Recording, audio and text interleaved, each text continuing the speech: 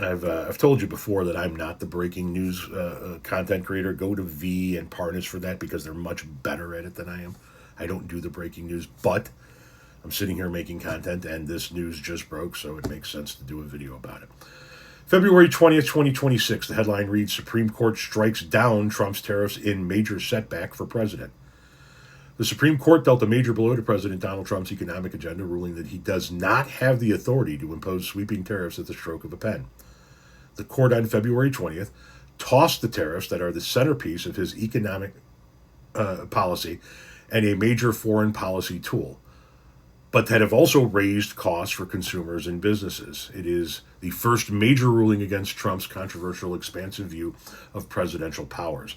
The decision could quiet some critics who've complained that the court, which has a 6-3 conservative majority, has allowed Trump to make major policy moves without authorization from Congress after it blocked big initiatives from President Joe Biden, a Democrat.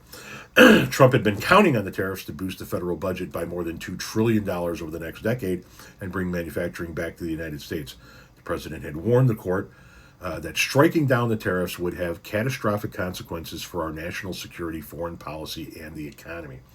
But administration officials have also noted that the alternative means of imposing import fees and promised to move quickly to use them.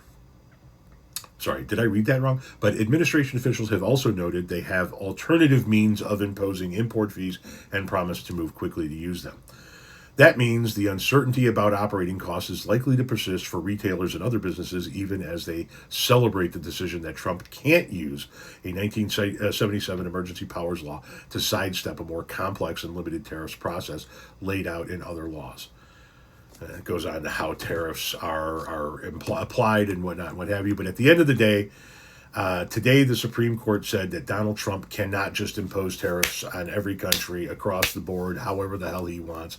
That's not how this shit works. So, major loss for the president of the United States there. However, like the administration official said, they have other means of...